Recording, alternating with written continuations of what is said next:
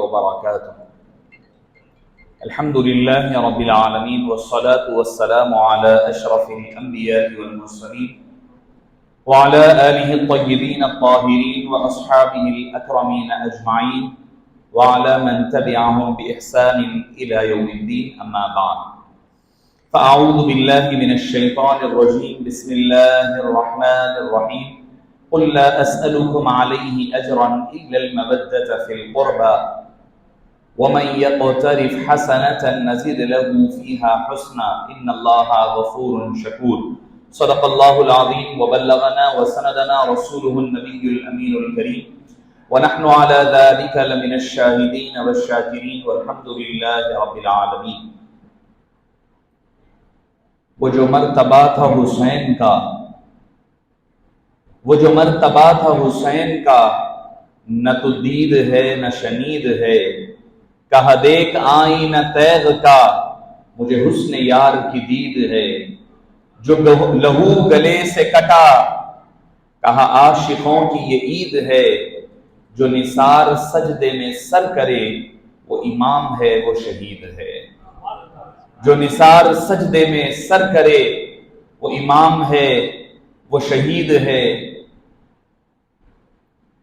معزز سامعین کرام، مسجد حاضہ کے ذمہ داران اور اہلیان محلہ جانکی نگر اور اس مسجد حاضہ کے مصلیان کرام کا ممنون اور مشکور ہوں کہ تمامی حضرات کی ان کاوشوں اور شرکت اور اس مبارک محفل میں اس عاجز کو شرکت کا موقع عنایت فرمایا ہے.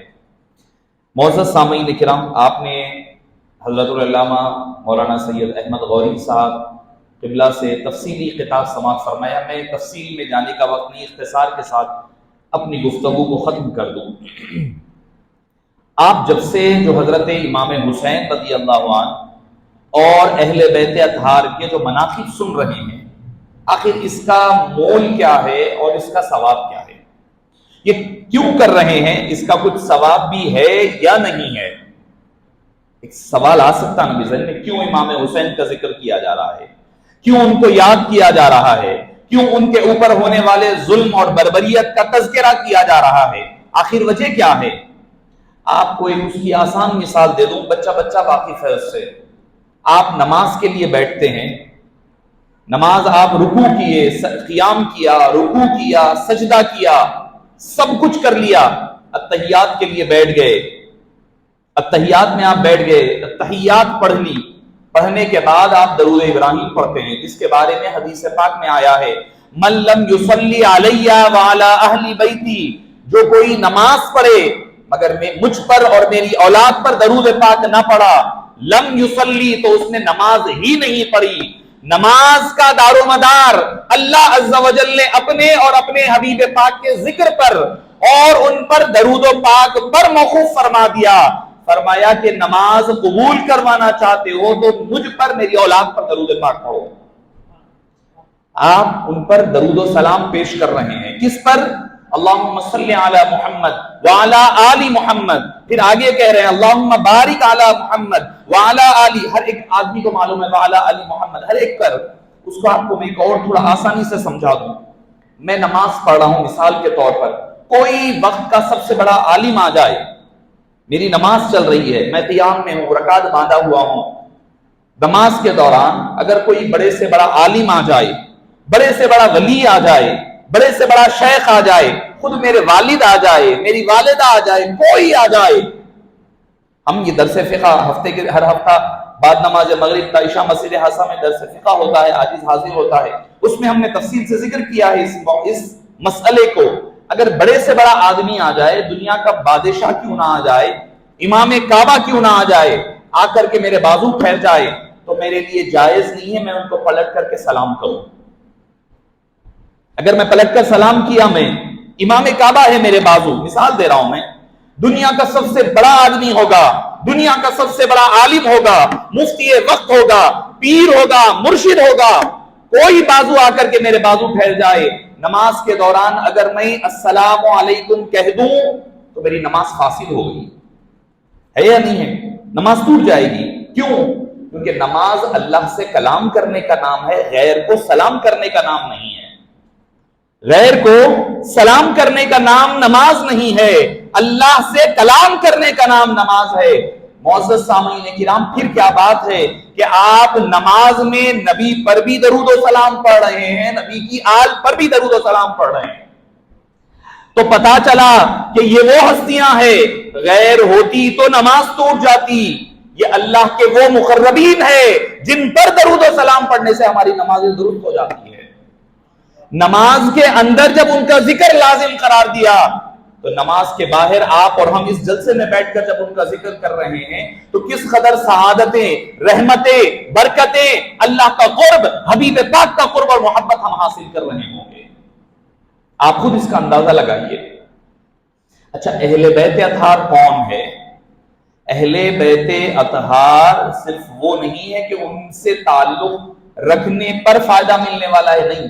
ابھی آپ مولانا سے سماعت فرما رہے تھے کہ حضرت عبداللہ شاہ صاحب علیہ الرحمہ، حضرت محمد صدقن علیہ الرحمہ، جن کے شہزادے حضرت پیر خلیل اللہ شاہ صاحب علیہ الرحمہ، جو آج کے بھی پیر و مرشد ہے، انہوں نے اس مسجد کی بنیاد رکھی ہے، اس کے سنگ بنیاد رکھا ہے۔ اسی کتاب شہادت نامہ صفحہ نمبر 17-18 پر حضرت نے ایک حدیث پاک کو نوٹ فرمایا ہے، حدیث پاک کو نقل فرمایا ہے۔ کیا ہے؟ ایک مرتبہ حبیب پاک صلی اللہ علیہ وسلم محفل میں بیٹھے ہوئے ہیں، حضرت سیدہ کائنات مخدومہ کائنات فاطمہ الزہرا رضی اللہ عنہا تشریف لاتی ہیں، بڑی پریشان ہے، بڑی متفکر ہے، آ کر بولتی ہے، یا رسول اللہ صلی اللہ علیہ وسلم بہت دیر ہو گئی ہے، حسن اور حسین نظر نہیں آتے۔ لوگ آج زمانہ بدل گیا ہے، لوگوں کی اندر جو محبتیں مودتیں تھی اس میں کمی آ گئی ہے۔ اب کوئی تو کہہ رہا ہے یزید کا چرچا کرو، اس کو اچھا کہو، اس کو برا نہ کہو، نعوذ باللہ، دو شہزادوں کی جنگ، نہ جانے کیا کیا کہا جا رہا ہے۔ معزز سامعین کرام، آپ کو بتاتا چلوں کہ حسنین کریمین کا ذکر کرنا عبادت بھی ہے، خدا کا حکم بھی ہے، خدا کے رسول کا حکم بھی ہے۔ حضرت بی بی فاطمہ نے کہا حسنین کریمین بہت دیر سے نظر نہیں آ رہے ہیں یا رسول اللہ، اور حضرت علی مرتضیٰ بھی گھر پر نہیں ہے، تو میں پریشان ہو کر آپ کے دربار میں حاضر ہوئی ہوں۔ حبیب پاک صلی اللہ علیہ وسلم اپنے صحابہ کو کہا کہ جاؤ جا کر کے ڈھونڈو میرے بیٹے کہاں پر ہے، شہزادے کہاں پر ہے حسنین کریمین۔ وہ ڈھونڈنے کے لیے صحابہ چلے گئے۔ آپ صلی اللہ علیہ وسلم اپنے دربار رسالت مآب سے باہر نکل رہے ہیں، حضرت جبریل امین علیہ السلام تشریف لاتے ہیں اور فرماتے ہیں کہ یا رسول اللہ صلی اللہ علیہ وسلم آپ فکر نہ فرمائیے، آپ کے جو بیٹے، شہزادی کے بیٹے، بیٹی کے بیٹے، وہ دونوں کے دونوں بنو نجار کے لوگوں نے ان کو لے جا کر کے اپنے گھر میں رکھا ہے تاکہ آپ ان سے فیض اور برکت اور ان سے توسل کر سکے، ان کی برکتوں سے استفادہ کر سکے۔ بچے ہیں، چھوٹے بچے ہیں، عمل کی بنیاد پر وہ مقام پر نہیں پہنچے، علم کی بنیاد پر وہ مقام پر نہیں پہنچے، ایمان و تقوی کی بنیاد پر وہ مقام پر نہیں پہنچے۔ جب وقت آیا تو تقوی کی بنیاد پر بھی وہ منزل پر پہنچے ہیں، علم و عمل کی بنیاد پر بھی وہ منزل پر پہنچے ہیں۔ ابھی تو ننھے بچے ہیں، ابھی چھوٹے شہزادے ہیں۔ حبیب پاک صلی اللہ علیہ وسلم کے صحابہ ان کے مقام کو جانتے ہیں، کیا مقام ہے؟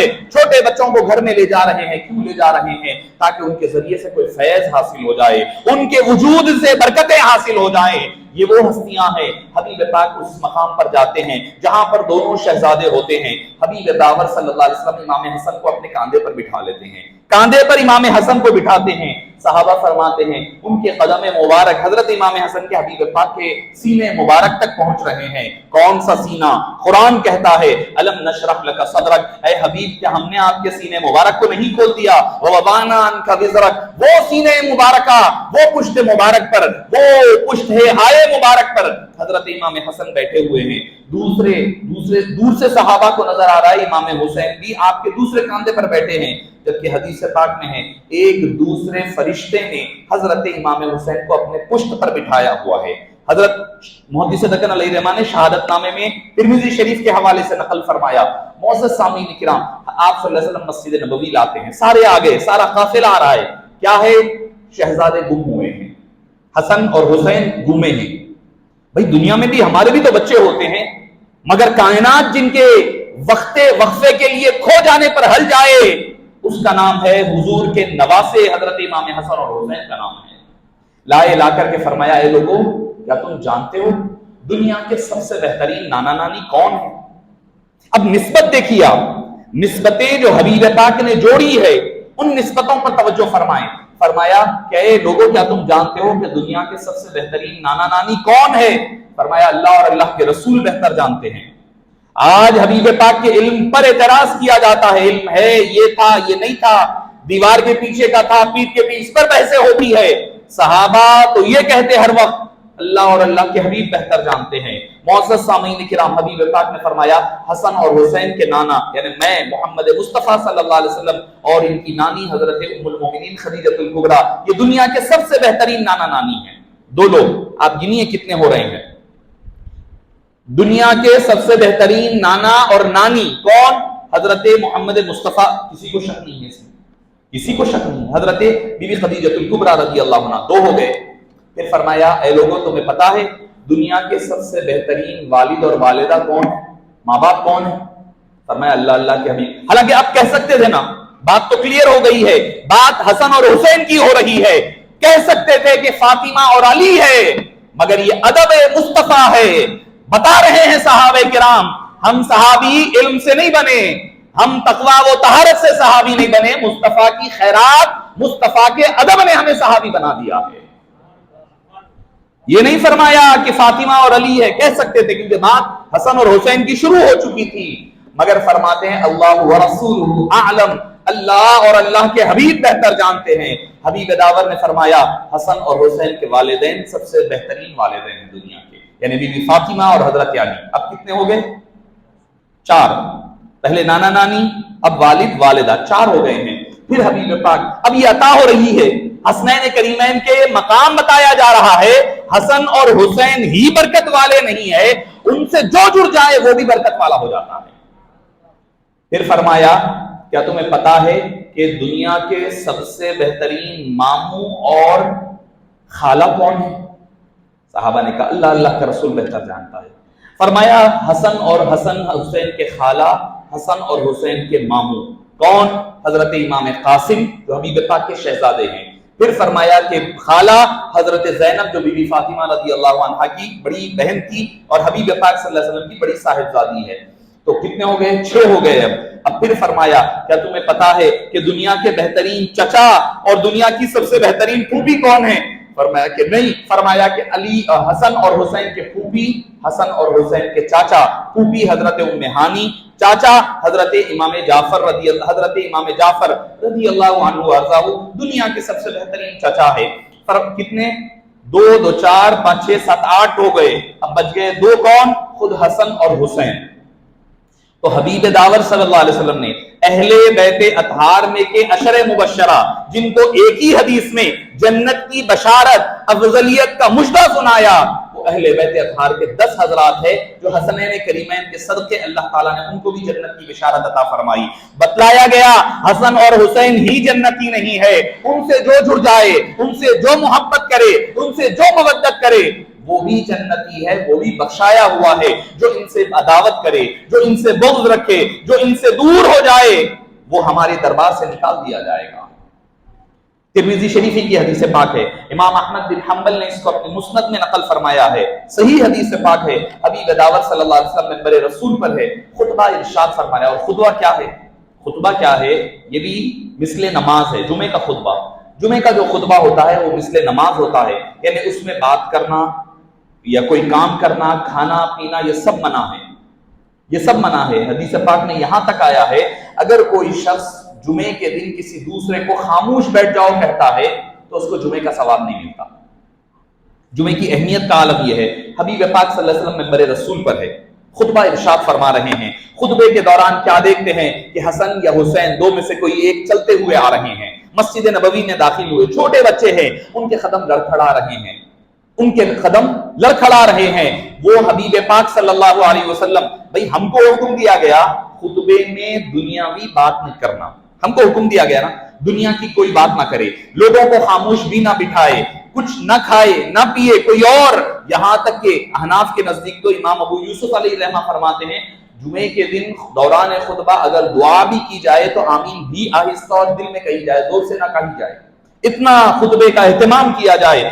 وہ خطبہ ہو رہا ہے، حبیب پاک صلی اللہ علیہ وسلم منبر رسول سے اتر کر نیچے جا رہے ہیں، صحابہ کرام پریشان ہیں کہ کیا ہو گیا، آج کون سی آفت آ گئی ہے، کون سی بلا آ گئی ہے، کون معاملہ ہو گیا ہے۔ حبیب رسول صلی اللہ، حبیب پاک اپنے منبر رسول سے اتر رہے ہیں، حبیب پاک دوڑتے، کہہ سکتے تھے نا، کوئی صحابہ کا مجمع بیٹھا ہوا ہے، جمعے کا دن ہے، اے صحابہ جاؤ جا کر وہاں حسن یا حسین آ رہے ہیں، وہ گر رہے ہیں، اٹھا کر لاؤ، نہیں، حبیب پاک خود اتر کر کے نیچے جاتے ہیں، شہزادوں کو اٹھا لیتے ہیں، اٹھا کر ممبر پر آ جاتے ہیں، ممبر پر بھی بازو بٹھا لیتے ہیں۔ یہیں پر بات ختم نہیں ہوئی، خطبہ کنٹینیو کر سکتے تھے۔ وہ فرمایا کہ اے لوگوں دیکھو، میں دیکھا کہ میرا بیٹا، میری بیٹی کا بیٹا وہ آ رہا تھا، اس کے قدم لڑکھڑا رہے تھے، ان قریب تھا کہ وہ زمین پر گر جاتا، مجھے گوارا نہیں ہوا کہ حسن یا حسین زمین پر گرے، اسی لیے میں نے اپنے خطبے کو روک کر کے جا کر کے ان کو اٹھا کر کے لایا۔ مصطفیٰ جان رحمت صلی اللہ علیہ وسلم، ان کا زمین پر بچہ چلتا ہوا، چھوٹا بچہ ہے، گرے گا تو کیا مار لگے گا، آپ خود اندازہ لگائیے، لڑکے گا، 2 فٹ کا ہوگا بچہ، 1.5 فٹ کا ہوگا ہائٹ میں، گرے گا، اتنا زیادہ مار تھوڑا بہت لگتا ہے۔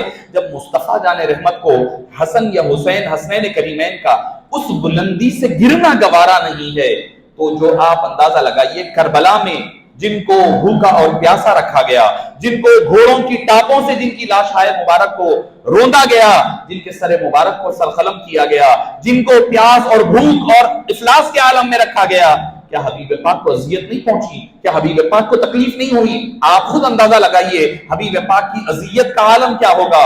ایک اور حدیث پاک ترمذی شریف کی، ایک صحابی تھے حضرت حذیفہ رضی اللہ عنہ وارضاہ، وہ تشریف لائے، وہ لا کر کے انہوں نے فرمایا، یہ ارادے سے کے ساتھ آئے تھے کہ میں اپنی ماں کی بخشش کے لیے دعا کروں گا، ماں کی بخشش کی دعا کروں گا۔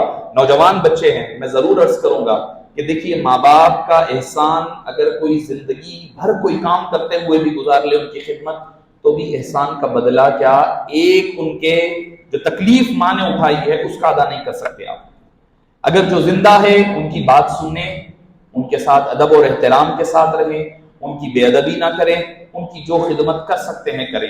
جب وہ دنیا سے گزر جائے ان کے لیے دعائے مغفرت کرتے رہیں، ہر دن اپنا وظیفہ بنا لیں۔ مغرب کی نماز کے بعد ہم نے اپنے اسلاف کو دیکھا ہے، حضرت پیر خلیل اللہ شاہ صاحب علیہ رحمہ کو دیکھا ہے، مغرب کی نماز کے بعد بہت دیر تک دعا کرتے ہیں۔ میں نے جب بابا سے پوچھا تو فرمایا کہ بیٹے مغرب کے بعد ہم نام لے کر اپنے ماں باپ، اپنے اساتذہ، اپنے بزرگ اور اپنے محسنین کو دعائے مغفرت کیا کرتے ہیں۔ کرنی چاہیے، عادت بنا لیں، اپنے ماں باپ زندہ ہو یا فوت ہو چکے ہوں تو یہ دعا کر لیں۔ حضرت حذیفہ فرماتے ہیں کہ میں حبیب پاک کے دربار میں حاضر ہوا، کیا مقصد سے؟ اس ارادے کے ساتھ کہ اپنی ماں کے لیے دعا کی درخواست کرو۔ عصر میں پہنچا، عصر ہو گئی، پیچھے پیچھے بیٹھا رہا، لوگ آ گئے، تانتا بن گیا، حبیب پاک سے میں بات نہیں کر سکا، خاموش ہو گیا۔ مغرب کا وقت ہو گیا، مغرب کی نماز ہو گئی۔ ادب دیکھیں آپ، آج ہم یہ سمجھ رہے ہیں کہ سینہ تان کر پیر چیر کر ٹھہرنے سے ہم با ادب بن رہے ہیں، پکے مسلمان بن رہے ہیں۔ صحابہ کا ادب دیکھیں، دعا کے لیے آئے ہیں تو بھی سراپا ادب بنے ہوئے ہیں۔ عصر سے مغرب ہو گئی ہے، ادب میں بیٹھے ہوئے ہیں، پیچھے بیٹھے ہوئے ادب کے ساتھ۔ مغرب ہو گئی، مغرب کی نماز ہو گئی، گزر گئے۔ امام ترمذی نے اپنی سنن میں کتاب المناقب میں ذکر فرمایا ہے، مغرب ہو گئی، مغرب کے بعد انتظار میں ہے کہ موقع ملے تو دعا کی درخواست کروں اپنے ماں باپ، اپنی ماں کے لیے۔ ان کی بے چینی دیکھیے ماں سے، ماں کی دعا کے لیے بے چینی اور بے قراری کا اندازہ لگائیے آپ۔ ان کی محبت ماں کے ساتھ کس قدر ہے کہ وقت ہے ہم اپنے ماں کو اتنا وقت دینے کے لیے آج تیار نہیں ہیں۔ آج معاف فرمانا ماں باپ کے لیے اتنا وقت ہم دینے کے لیے تیار نہیں ہے۔ حضرت حذیفہ ان کو ان کے لیے دعا کرانے حبیب کے دربار میں انتظار میں بیٹھے ہوئے۔ عصر سے مغرب ہو گئی، مغرب کے بعد دیکھتے رہے، اب موقع ملے، جب موقع ملے عشاء ہو گئی، عشاء پڑھ لیے، پڑھ کر اب حبیب پاک اپنے حجرے مبارک کی طرف جا رہے ہیں۔ حضرت حذیفہ ہاتھ باندھے ہوئے پیچھے پیچھے جا رہے ہیں کہ اب کیا کہوں، کیسے کہوں۔ حبیب پاک آگے آگے جا رہے ہیں، حضرت حذیفہ پیچھے پیچھے چل رہے ہیں۔ حبیب پاک نے آواز نہ گائی، غفر اللہ لک یا حذیفہ و امک، فرمایا کہ اے حذیفہ اللہ تمہاری بھی بخشش فرما دے، تمہاری ماں کی بھی بخشش فرما دے۔ حضرت حذیفہ نے زبان نہیں ہلائی، ابھی ادھر لب نہیں ہلے، مصطفیٰ کو قلب پر القا ہو گیا۔ فرمایا حذیفہ اس مقصد سے آیا ہے کہ اپنی ماں کی بخشش کے لیے مژدہ لے کر کے آیا ہے، مانگنے ماں کی دعا آئے تھے، ماں کی دعا کے صدقے حبیب پاک نے ان کی بھی بخشش کا مژدہ سنا دیا۔ غفر اللہ لکا ولی امک، اے حذیفہ تمہاری بھی بخشش ہو جائے گی، تمہارے ماں کی بھی بخشش ہو جائے گی۔ اب آئے ہو نا میرے دربار میں، ادب سے بیٹھے تھے بہت دیر تک، آؤ ادھر آؤ، سن کر کے جاؤ ایک مجدہ۔ ایک حدیث پاک حبیب پاک نے ان کو وہاں سنائی، وہ حدیث پاک سنانا میرا مقصود تھا۔ وہ حدیث پاک کیا ہے؟ فرمایا کہ جاء ملکن، ایک فرشتہ آج زمین پر اترا ہے، آج سے پہلے اس نے کبھی تو زمین پر قدم نہیں رکھا، زمین پر کبھی نہیں آیا، پہلی مرتبہ آج زمین پر آیا ہے۔ کیا؟ استأذن ربہ، اس نے اپنے رب سے اجازت مانگی ہے، اجازت لے کر کے میرے دربار میں آیا ہے۔ کس بات کی اجازت لے کر کے آیا ہے؟ تبلیغ کی، دین کی بات کرنے کی، یا حدیث و قرآن سنانے کی؟ نہیں، کس بات کی؟ تاکہ میرا وہ دیدار کر سکے، اسی لیے اللہ سے اجازت لے کر زمین پر آیا ہے، پہلی مرتبہ آیا ہے زمین پر، آج سے پہلے کبھی زمین پر قدم نہیں رکھا۔ دو چیزیں کرنے آیا ہے، ایک مصطفیٰ سے ملاقات اور دیدار کرنے آیا ہے، دوسرا لیبشرنی، تاکہ وہ مجھے بشارت سنائے، ان فاطمہ سیدت نساء اہل الجنہ، کہ یہ خوشخبری سنائے کہ اللہ تعالیٰ نے فاطمہ الزہرا رضی اللہ عنہا کو ساری دنیا کی عورتیں جو جنت میں جائے گی ان سب کی مالکہ اور سردارنی بنایا، یہ بشارت دینے کے لیے آیا ہوں۔ والحسن والحسین سیدا شباب اہل الجنہ، اور حسن اور حسین نوجوانان جنت کے سردار بنا کر کے قربان جائیے آپ کے بخت پر، آپ کی قسمتوں پر، آپ ان کا ذکر سن اور سنا رہے ہیں جن کا ذکر ہم سے پہلے آسمانوں میں ہوتا ہے۔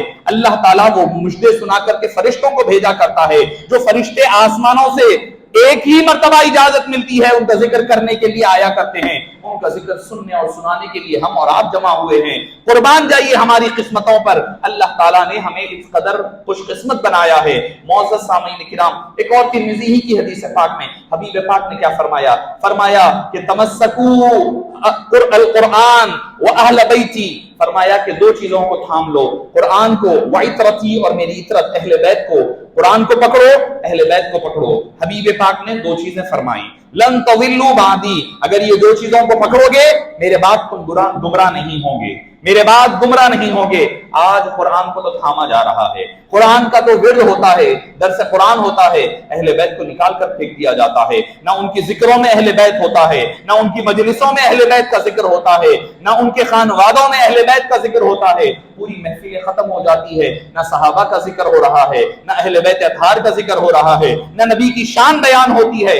ارے کہا قرآن بنا ہے مصطفیٰ کے کہنے کی وجہ سے، مصطفیٰ ہے تو قرآن ہے، اہل بیت ہے تو قرآن ہے، صحابہ کرام ہے تو قرآن ہے۔ ان ہستیوں کو اگر نکال دو گے قرآن کہاں باقی رہے گا؟ قرآن کی روایات کہاں باقی رہے گی؟ کون قرآن کے جبریل امین نے آپ کو لا کر قرآن سنایا ہے؟ نہیں، وہ تو حبیب پاک کے قلب مبارک پر نازل ہوا ہے، صحابہ کو بھی نہیں پتا چلا، وہی صحابہ کرام نے اس قرآن کو علیحدہ کر کہا یہ قرآن ہے تو وہ قرآن بنا، یہ حدیث ہے تو وہ حدیث بنی۔ ان ہستیوں کے، ان محسنین کو بھول کر کے اگر ہم راز قرآن سمجھنے لگو گے، نہ قرآن سمجھ میں آئے گی، نہ حدیث سمجھ میں آئے گی، گمراہیت ہی گمراہیت ملے گی۔ ان کے دامنوں کو پکڑنا پڑے گا، جب تک کہ یوں نہ سمجھو گے تفسیر قرآن کو، پہلے تفسیر خیر البشر چاہیے، پہلے حبیب پاک کی محبت اور عشق و محبت ہونی چاہیے۔ حبیب پاک نے کیا فرمایا؟ لن تضلوا بعدی، میرے بعد تم گمراہ نہیں ہوں گے۔ حبیب پاک نے قرآن اور اہل بیت کیوں فرمایا؟ صحابہ بھی تو کہہ سکتے تھے، صحابہ بھی مینار ہے، سرچشمہ مینار ہے ایمان کے۔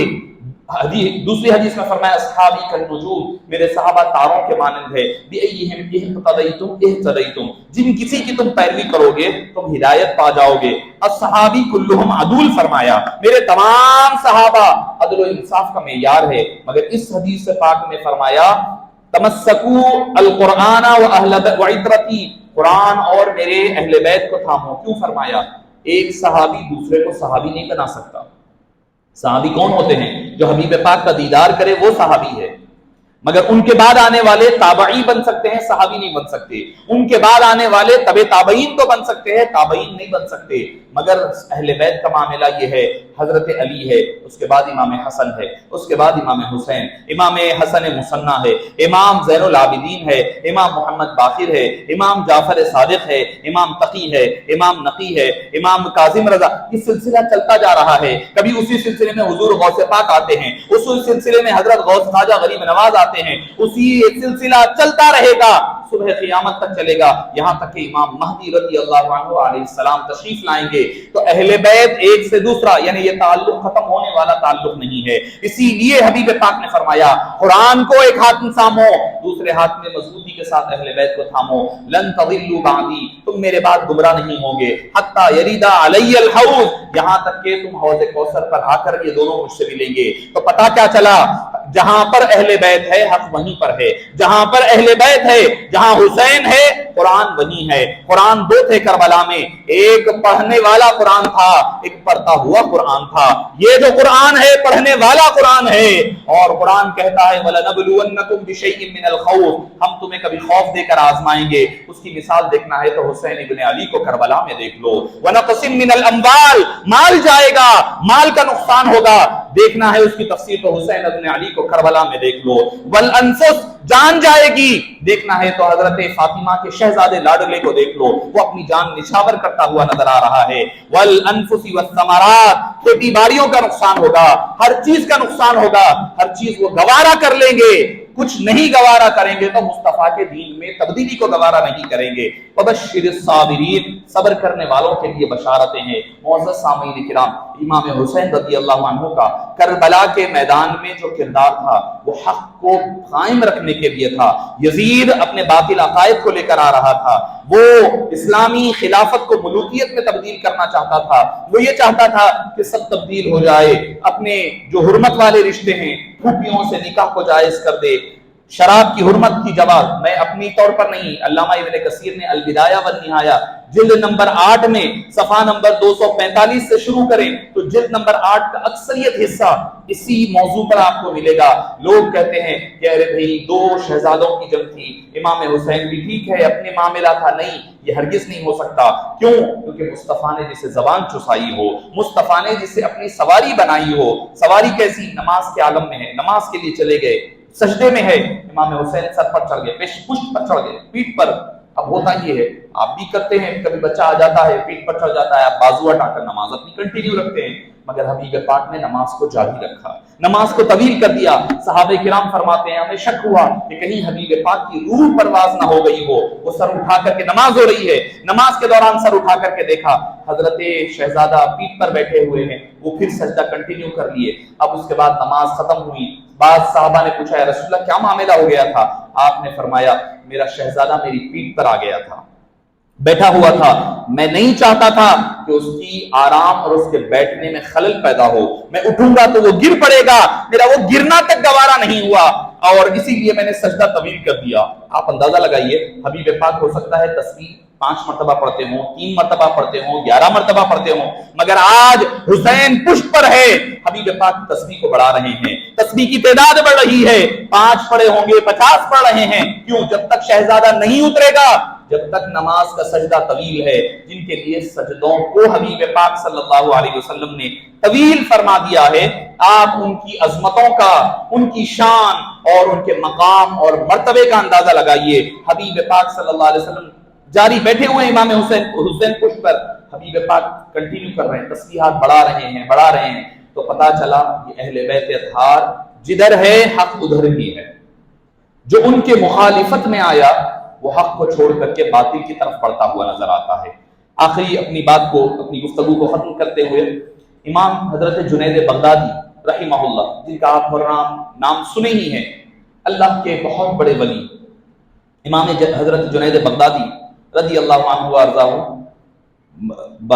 قصر بادشاہ کے دربار میں ہیں، بڑے پہلوان ہیں، کشتی لڑنے والے پہلوان۔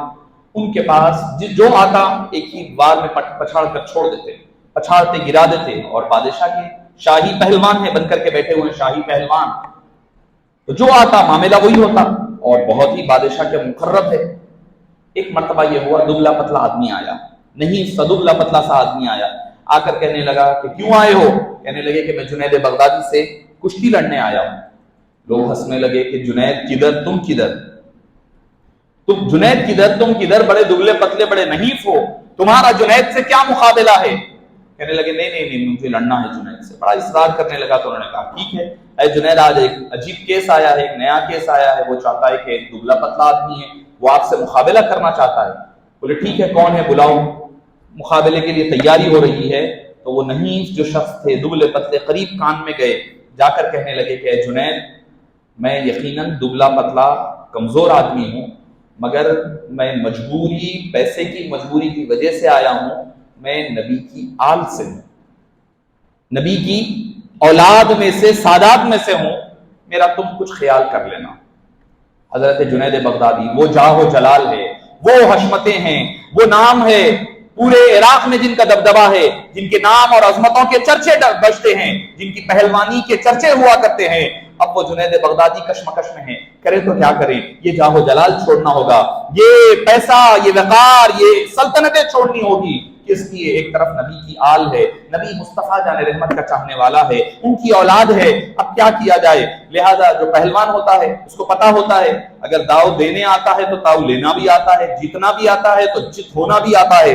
لہذا حضرت جنید بغدادی ایک ایسی چال چلے جس کی وجہ سے یہ نیچے ہو گئے، وہ دبلا پتلا جو آل رسول تھا وہ اوپر ہو گئے، صرف کس لیے؟ آل رسول کے لیے۔ بادشاہ کو پریشان، مگر یہ نہیں ہو سکتا، ہمارا جنید ایسا نہیں ہار سکتا، دوبارہ کشتی کروائی جائے۔ پھر دوبارہ کشتی ہوئی، جنید نیچے، آل رسول اوپر۔ معزز سامعین کرام، انہوں نے کہا کہ ٹھیک ہے، سارا اپنا لباس اتار دو، اپنا پوزیشن چھوڑ دو، ٹائٹل وغیرہ، بلے وغیرہ وغیرہ سب ان کو حوالے کر دو۔ سب حوالے کر کر کے جنید بغدادی عام آدمی کی طرح نکل گئے، نکل کر اب جا رہے ہیں، کوئی پلٹ کر پوچھنے والا نہیں ہے۔ کل تک جو جنید کے لیے سلام ہوتے تھے، جو جنید کو ہر کوئی ڈر ڈر کر ملتا تھا، ہر کوئی جھک جھک کر سلامیں کرتا تھا، آج وہ جنید تنے تنہا جا رہے ہیں۔ بس آل رسول کی نسبت کا خیال کرنا تھا۔ رات کو جب آنکھ لگتی ہے، ادھر ظاہری اسباب کی دنیا موضوم ہوتی ہے، معدوم ہوتی ہے، ہر طرف اندھیرے نظر آتے ہیں، ہر طرف ناکامیاں نظر آتے ہیں، ادھر آنکھ بند ہوتی ہے، قسمت کا ستارہ چمک اٹھتا ہے، آمنہ کا لال، دو عالم کا مختار، سید الابرار محمد مصطفیٰ صلی اللہ علیہ وسلم کا دیدار نصیب ہوتا ہے۔ حبیب پاک صلی اللہ علیہ وسلم تشریف لاتے ہیں، کہتے ہیں کہ جنید، تم نے ہماری آل کی نسبت کی وجہ سے تم نے ان کا خیال کیا، آج سے تمہیں دنیا جنید بغدادی نہیں سید الطائفہ کے نام سے یاد کرے گی، آج سے تم سردار اولیاء بنا دیے گئے، کس وجہ سے؟ میری آل کی نسبت تم نے باقی رکھی، کل قیامت تک تمہیں لوگ سید الطائفہ کے نام سے یاد کریں گے۔ اب جنید وہ کہتے ہیں کہ کاش ایسا موقع مجھے ہر بار مل جائے، ہر بار ملے، ہر بار مصطفیٰ جان رحمت کی زیارت نصیب ہو، ان کی توجہات نصیب ہو۔ تو معزز سامعین کرام، حضرات اہل بیت اطہار ہو، حضرت بی بی فاطمہ ہو، حضرت علی مرتضیٰ ہو، امام حسن ہو، امام حسین ہو، جتنی اولاد ہے ان سے محبتیں ہو۔ ظاہری محبتیں محفل کے ذریعے سے ہم سنتے ہیں، کھانا وغیرہ کھلا کر کے 10 محرم کو اتنا کافی نہیں ہے، کافی نہیں کہ بیٹھ کے مدح و ثنا کریں، اٹھو کہ آج حق محبت ادا کریں۔ حق محبت کیا ہے؟ ہماری اولاد تو اچھا پڑھ رہی ہے، ان کی اولاد پڑھ نہیں رہی ہے بلکہ ہوٹلوں میں اور دکانوں میں کام کر رہی ہے۔ سادات کرام کہاں پر ہے؟ ہماری محبت یہ سچی محبت نہیں کہلائے گی۔ اگر ہماری محبت، ہماری اولاد ڈاکٹر اور انجینئر بنے مگر نبی کی آل ہوٹلوں میں کام کرے، بھیک مانگنے پر مجبور ہو جائے، ان کو تو نہ صدقہ زکات بھی نہیں دیا جاتا، معزز سامعین کرام یہ نبی کی محبت نہیں ہے۔ اپنے اطراف میں ڈھونڈے، دیکھیں ایسے کوئی محرم الحرام آیا ہے، آل کی محبت کا حق ادا کرنا چاہتے ہیں تو ڈھونڈے، تلاش کریں، کوئی ایسا سید ہو، ایسا سادات ہے جو غریب ہے، مفلوق الحال ہے، جن کے پاس کھانے کے لیے کھانا نہیں ہے، جن کی اولاد پڑھ نہیں رہی ہے، ان کی ضرورتوں کو پورا کریں۔ قربان جائیے، آپ کی ہزاروں عبادتیں ایک طرف ہوگی، اس محبت اور حسن سلوک کے صدقے حبیب پاک کی شفاعت آپ کو نصیب ہوگی۔ اللہ پاک سے دعا ہے کہ باری تعالیٰ ہم تمام کو، حاضرین مجلس کو باری تعالیٰ دین دنیا اور آخرت کی بھلائیوں سے سرفراز فرما۔ اے باری تعالیٰ، جن جن لوگوں نے اس محفل کے انعقاد میں دامے درم سخن حصہ لیا ہے، باری تعالیٰ ان کے گھروں کو میں، زندگیوں میں شادمانیاں عطا فرما، ان کو خیر اور آباد فرما، ان کو شاد اور آباد فرما، ان کے گھروں میں اے باری تعالیٰ اہل بیت اطہار کا پنجتن پاک کا صدقہ عطا فرما۔ اے باری باری تعالیٰ حاضرین مجلس کے جائز دینی مقاصد کو پورا فرما، حسنین کریمین کے صدقے، پنجتن پاک کے صدقے و توفیل باری تعالیٰ ہماری دعاؤں کو قبول فرما، جتنے لڑکے لڑکیاں ناقدہ بیٹھے ان کے بہتر جوڑوں کے انتظامات فرما، جو بے روزگار ہے انہیں روزگار عطا فرما، جو برسر روزگار ہے ان کے روزگار میں برکتیں وسعتیں عطا فرما، جو بیمار ہے انہیں شفاء کلی عطا فرما، جو پریشان حال ہے ان کی پریشانیوں کو دور فرما، تو رحیم ہے رحم والا معاملہ فرما، تو کریم ہے کرم والا معاملہ فرما، عالم اسلام کے مسلمانوں پر رحم فرما، خصوصاً ہندوستان کے مسلمانوں پر خاص لطف و کرم فرما، اے باری تعالیٰ ہندوستان کے مسلمانوں پر رحم فرما، ان کی مساجد کی حفاظت فرما، ان کے بچوں کی، بوڑھوں کی، خانقاہوں کی، مدارس کی حفاظت فرما، شریعت مطہرہ کی حفاظت فرما۔ اے باری تعالیٰ جن جن حضرات نے ہم سے دعاؤں کے لیے کہا ہے ان تمام کے جائز دینی مقاصد کو پورا فرما۔ اے باری تعالیٰ یہاں حاضرین مجالس کے گھروں میں، زندگیوں میں، آل و اولاد میں خیر و برکت عطا فرما، دن دگنی رات چگنی ترقیوں سے سرفرازیاں عطا فرما، ہماری دعاؤں کو باری تعالیٰ حبیب داور صلی اللہ علیہ وسلم کے صدقے و توفیل قبول فرما۔ آمین بجاہ طٰہٰ و یاسین برحمتک یا ارحم الراحمین والحمد للہ۔